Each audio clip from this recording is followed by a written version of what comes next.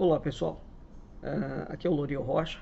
Nós estamos de volta com o nosso conselheiro Acácio aqui no IMUB, depois de um tempo sem ir ao ar.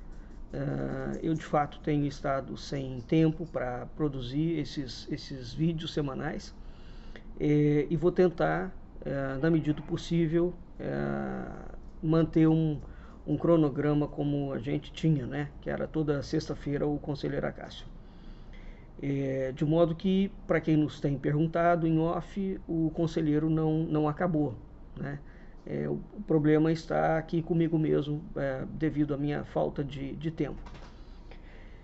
Mas, além do conselheiro, só lembrando, nós temos, fica colocado aqui no nosso canal, o IMUB do YouTube, os dois programas de rádio, que são duas aulas, que é o programa A República, que vai ao ar todas as segundas-feiras, e o programa Culturas e Identidades, não é? Então, e o Conselheiro vai ao ar às sextas-feiras. Portanto, acompanhem as aulas também pelos programas A República e Culturas, né? O Conselheiro é uma versão resumida de outras temáticas, ou mesmo das temáticas que eu abordo nas aulas de segunda, na rádio, né? Bem, com este programa aqui, na semana, neste mês de junho que passou, eu fiz os últimos programas dedicados ao processo revolucionário brasileiro e a atuação dos militares dentro da política. Este conselheiro, eu quero, de certa forma, retomar esse assunto e quero me ater exclusivamente à figura, ao lançamento da candidatura do Aldo Rebelo como presidente da República, ou pelo menos a uma situação que está sendo aventada nesse sentido. Os dois últimos programas da República, eu fiz sobre essa obra, o processo revolucionário brasileiro. Essa obra é uma obra que foi publicada em 1969, portanto, durante o regime militar, a ditadura militar, e é uma obra que reúne artigos de vários indivíduos considerados de direita, né? É uma obra importante, portanto, que ela foi avalizada pela ditadura militar, e a gente tem, abrindo os artigos aqui, o Carlos de Meira Matos, Gilberto Freire, Gustavo Corsão, Otávio Costa, Jorge Boaventura, Eugênio Godin, Otávio Gouveia de Bulhões, Castelo Branco, Glicon de Paiva e Antônio Carlos do Amaral Osório. Muito bem. Existe o primeiro artigo que abre essa obra, intitulado Ensaio sobre a Doutrina Política da Revolução, de Carlos de Meira Matos. Meira Matos é um general muito importante. Foi um dos indivíduos principais do regime de 64, não é? Foi o sujeito que comandou a invasão dentro do Congresso Nacional, para o fechamento do Congresso Nacional. Muito bem, o Meira Matos, primeiro, assume que o governo de 64 foi um governo revolucionário. Esse é o primeiro ponto, né? Ele começa o artigo da seguinte forma: vitoriosa a Revolução de 31 de março de 64, empossado um governo revolucionário, surgiu o grande problema. Qual o programa da Revolução? Um programa político tem que ser produto de uma doutrina, e a doutrina há de ser fiel à ideologia. Nos dois programas da República, eu fiz uma leitura sobre esse texto e fui comentando. Então veja, de saída, este general admite que os militares que assumiram o governo de 64, eles não tinham programa de governo nenhum. Eles dão um golpe e, na hora H, resolvem o que vão fazer. Então não há nenhum planejamento. Mais à frente, ele coloca uma situação interessante quando ele fala sobre a doutrina política da Revolução. Eu vou ler. Uma doutrina política deve ser formulada em bases reais e ser autêntica. É real quando se baseia em potencialidades reais existentes ou dinamizáveis. É autêntica quando exprime a síntese da vontade coletiva da elite que se dispõe a realizá-la. O que o Meira Matos está colocando aqui é o seguinte: toda revolução é feita por uma elite. E ela é feita a partir dos interesses dessa elite e para defender os interesses dessa elite e consoante e tem que expressar a vontade dessa elite. Portanto, o que deseja o povo ou que faz bem à nação, se não estiver de acordo com os interesses da elite, isso não pode ser considerado. Esse artigo é um ideário, é um manuscrito, é um formulário muito interessante, porque ele traz os 9 objetivos nacionais cristalizados pela Revolução, e é aqui que eu quero chegar. Esses 9 objetivos foram construídos dentro da Escola Superior de Guerra, não é? Portanto, ainda na época do governo Vargas, e ele admite que esses objetivos, veja, Escola Superior de Guerra, pensando em política. Ao invés de ela estar pensando em situações de defesa nacional, que é a função de Força Armada, ela está pensando em como intrometer-se na política. Os 9 objetivos nacionais são... Então ele fala que a Revolução de 64, o governo revolucionário de 64, tem que executar o programa que foi elaborado na década de 40, 50, dentro da Escola Superior de Guerra, que são independência, soberania, integridade territorial, prestígio internacional, integração nacional, prosperidade nacional, democracia, preservação dos valores morais e espirituais da nacionalidade, paz social.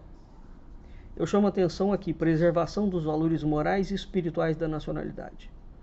O governo de 64, ou o governo revolucionário, ou os militares no poder, eles pretendem, portanto, funcionar não como uma força de Estado, e sim como uma força política e, sobretudo, como uma força religiosa.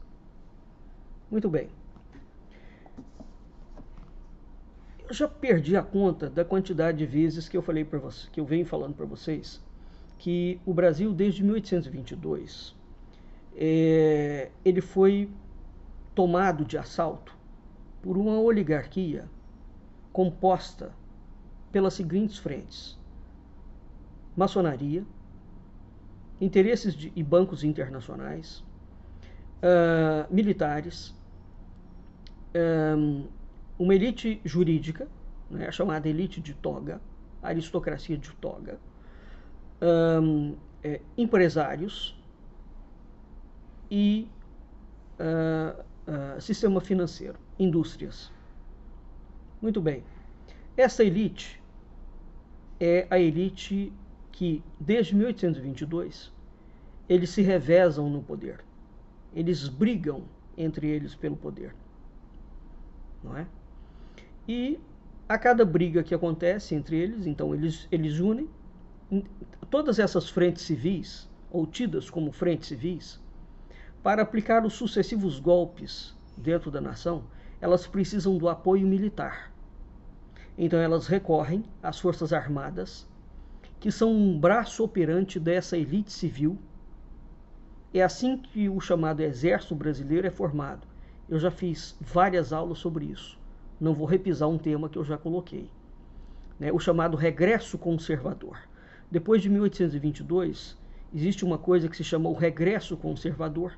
Esse regresso conservador cria um exército para atuar dentro da política e para servir aos interesses políticos e não aos interesses enquanto força de Estado. Então, aquilo que a gente chama de Exército de Caxias é uma manobra política de elite desde o século XIX. Nós não temos exército, nós temos uma força política que utiliza um farol de força armada ou de força de Estado. Muito bem. Então, desde 1822, o esquema político brasileiro, o esquema institucional brasileiro, funciona muito sucintamente da seguinte forma. Você tem elites oligárquicas, né, poderes civis, o poder militar e poderes religiosos. Tá? Esses civis se dividem. Você tem empresários, né, você tem industriais, você tem indivíduos dentro do judiciário, você tem a política tradicional e você tem os interesses dos grandes bancos. Né? Todos esses grupos civis, eles precisam dos militares para aplicarem os golpes de Estado. Então, a história do Brasil de 1822 até 2022, os dias atuais, é uma sequência de golpes de Estado. Ao longo de toda a trajetória da República, né, 1822, quem deu o golpe foi a maçonaria e os militares. Quem aniquila o Império, o Segundo Império, são os militares. A Primeira República é uma república formada basicamente por militares. De 1822, nós temos uma sequência de golpes militares. Quando não são os militares que assumem diretamente o poder, não é? Quando são civis, esses civis que assumem o poder respaldado pelos militares. As pessoas argumentam, os militares não são homogêneos. Não, não são mesmo. Há rupturas ali dentro da corporação, Exército, Marinha e Aeronáutica. Mas isso não significa nada. Porque existe uma coisa que é o partido fardado, o partido militar, não é? Eles obedecem ordem, disciplina e hierarquia, isso faz parte. Então, quando eles chegam ao poder, aquela minoria que chegou ao poder enquadra toda a maioria. Acabou. É assim que funciona. Então, essa coisa de dizer que os militares não são uniformes, isso é balela, isso é conversa mole para boi dormir. Bem, o que acontece? Esse exército, quando ele foi formado, no século XIX, ele foi formado para ser um serviçal, um lacaio das elites.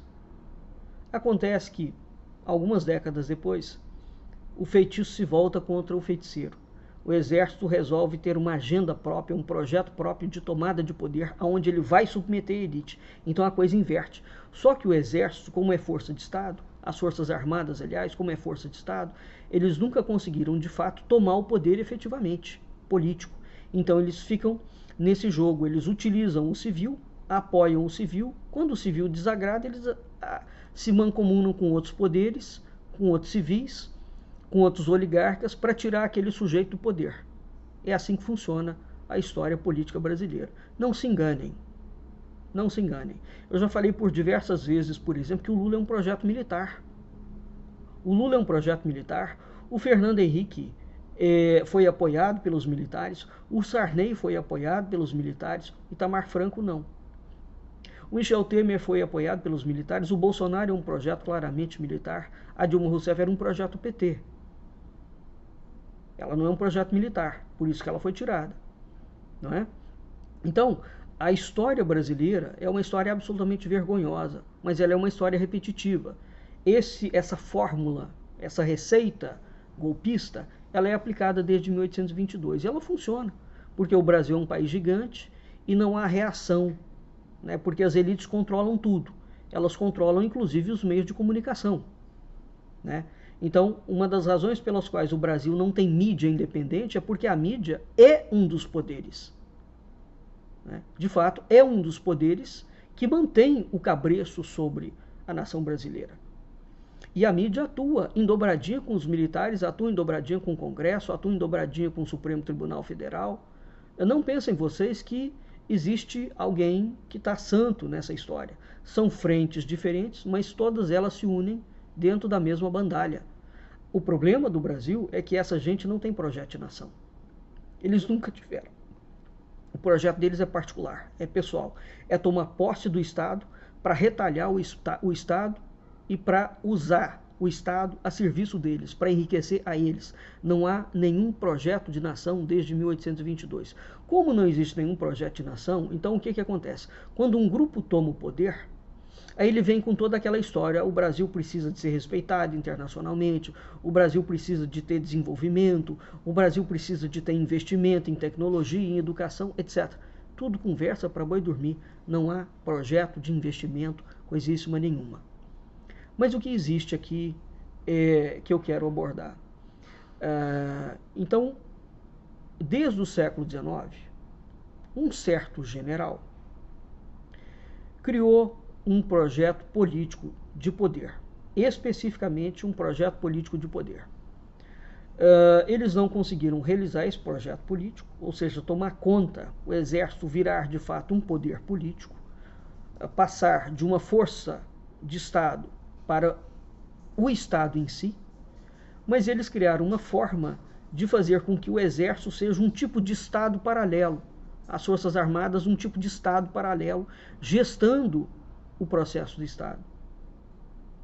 A grande razão pela qual o Brasil é um caos político, institucional, financeiro, que não dá certo, ou o Brasil que dá certo, ele dá certo à revelia da elite dominante, é exatamente por conta disso. Porque uma coisa é o que eles nos apresentam como Estado. O Brasil é uma república.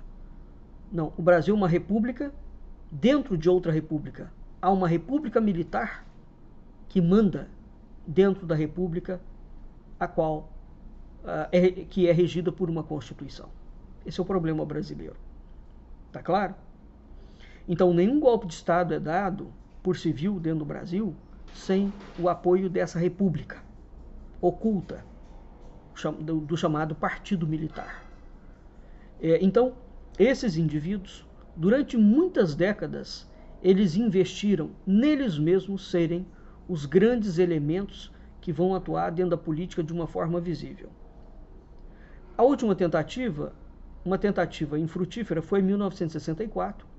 Eles viram que ficaram no poder ali durante não sei quantos anos e só devolveram o poder para os civis porque as mentiras que eles contaram e as bandalhas que eles fizeram, econômicas, políticas, sociais, estavam para explodir no colo deles. Eles taparam, como toda ditadura, todos os processos, enganaram a população durante 20 anos. Aquilo ali começou a dar um caldo, não é? O chamado milagre econômico nacional, eu já falei muito sobre isso, é porque esses militares, esses mentirosos, essa gente criminosa que assumiu o poder, endividou o Brasil junto a 800 bancos internacionais. 800 bancos internacionais. Então, o que financiou o chamado milagre econômico brasileiro da década de 70, de 80, foi endividamento. Quando eles entregam o poder para os civis, no caso Sarney, o Brasil estava endividado até o pescoço. Veja que logo que o Sarney assumiu, o Sarney não teve nem tempo.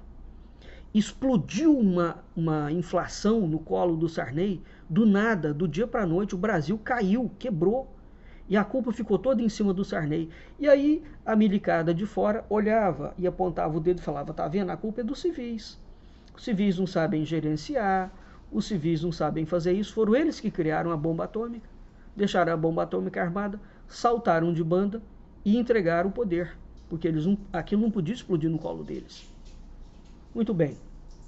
Mas eles não queriam entregar o poder, o projeto não era esse. E de lá para cá, essa ideia de entregar o poder, eles foram fazendo manobras para retomar o poder de uma outra forma. Agora, não mais de um modo visível, mas através de fantoches ou de abre-alas, onde o indivíduo teria que ter seguido uma carreira política tradicional e eles ficariam por fora comandando, como um teatro de sombras, tá certo? Foi o que eles fizeram com a candidatura do Bolsonaro. A candidatura do Bolsonaro foi gessada desde 2008. 2008. Pelos militares. Qual é o cerne da questão em relação a isso? Para a gente não prolongar muito. E para eu chegar no Aldo Rebelo. Os militares sempre têm, ao longo de toda a história brasileira, eles escolhem determinadas pessoas, investem naquelas pessoas, para aquelas pessoas venderem o projeto deles. Né? O projeto deles engloba essas 9 pilastras. Se você reduzir essas 9 pilastras, elas vão falar de desenvolvimento, de cultura e de religião. tá? É sempre a mesma tônica. Ou seja, Deus, Pátria, Família. Deus, Pátria, Família é exatamente o tripé do fascismo. O tripé do fascismo, né? E é interessante a gente ter em perspectiva isso, porque, segundo os militares, têm uma doutrina própria de pensamento do que deva funcionar o Brasil. Chama-se Doutrina de Segurança Nacional. A grande cartilha que eles seguem é a Doutrina de Segurança Nacional. Essa Doutrina de Segurança Nacional prevê o seguinte: você tem que criar um inimigo interno e externo fictício para movimentar as campanhas políticas contra aquele inimigo. Se ele não existir, você tem que fabricar. Se ele for pequenininho, você tem que falar que ele é grande, não é? Então, você tem que criar um inimigo. A partir do momento que você criou aquele inimigo, você vende o inimigo como grande problema e se apresenta como uma solução. Só que tem um detalhe. A Doutrina de Segurança Nacional tem um gatilho. Ela fala o seguinte: nenhum civil presta, todo civil é corrupto, exceto aqueles civis que estão mancomunados com nós militares. Nós militares, portanto, é que vamos afiançar quem são os civis dignos de ocuparem cargos públicos. Então eles foram criando ao longo desde a década de 30, um sistema de propaganda e marketing extremamente avançado, de manipulação simbólica, né, e de manipulação de informação e de manipulação cognitiva, onde eles criaram a imagem de que o Exército, sobretudo o Exército, e as Forças Armadas são as instituições mais sérias e mais confiáveis da história brasileira. E que, portanto, dado essa confiabilidade, essa segurança, essa competência, são eles que têm que comandar o processo político nacional. Tá? Pois muito bem. Em 2016, quando eu falei que o Jair Bolsonaro era o cavalo de Troia do PT, que ele traria o PT de volta, o PT está aí de volta, reabilitado. Essa polarização bolsonarismo-petismo funciona para os dois lados. E funciona sobretudo para o lado dos militares, porque agora eles vão ficar com duas frentes, a frente dos bolsonaristas e a frente dos petistas. E eu havia avisado que eles iriam lançar o Bolsonaro como um cavalo de Troia. O Bolsonaro foi pago, e bem pago, bem pensado, para criar todas as bandalhas possíveis e imagináveis, e os militares saíram lisos e ilesos de toda a sujeiraiada, porque toda a sujeira, a corrupção, a incompetência recairia em cima do Bolsonaro e não dos militares. E os jornais ajudaram nessa dialética simbólica, não é? Agora eles estão procurando alguém ligado à chamada terceira via. Eles já apontaram vários indivíduos. Tentaram emplacar o Sérgio Moro, tentaram emplacar o João Dória, não se engane, o João Dória. Tentaram emplacar o Santos Cruz, o Mourão, né? Aventaram, fizeram alguns testes aí em trazer o Michel Temer de volta, Simone Tebet. Nenhum desses nomes pegou. Agora resolveram dizer que o Bolsonaro continua, colocar outro militar. O Bolsonaro sempre iria continuar, porque não pegou a terceira via. O Sérgio Moro e o Aldo Rebelo têm se apresentado como a grande terceira via nacionalista. Lançou um movimento e um livro que chama Quinto Movimento. O Quinto Movimento, do Aldo Rebelo, é uma mistura mambembe, tupiniquim, de messianismo político, uma mixórdia que mistura ideológica, que mistura sebastianismo e Quinto Império. O Aldo Rebelo é um indivíduo que foi, durante 40 anos, um indivíduo do PCdoB. Né? Comunista, portanto. E ele é adorado dentro do meio militar. E é um autodefensor da teoria da doutrina de segurança nacional. Os militares é que são limpos e os civis são impuros. E certos civis, que são os melhores, os eleitos, podem trabalhar junto com os militares. É esse indivíduo que está aí agora tentando se lançar como uma provável terceira via, caso o Ciro Gomes não emplaque. Não é? Então essa eleição de 2022 independentemente de quem ganhar a eleição. O projeto militar continua e de uma forma bastante agravada, porque nós teremos uma sobrevivência desse bolsonarismo nefasto, com um petismo ou uma esquerda defraudada, não é? E as tentativas de surgimento de uma terceira via. Porque essa terceira via, se ela não é de direita, bolsonarista, se ela não é de esquerda, petista, qual é a linha dela? Ela é centro? A história do Brasil é uma fraude. A história política brasileira é uma fraude. De proporções homéricas.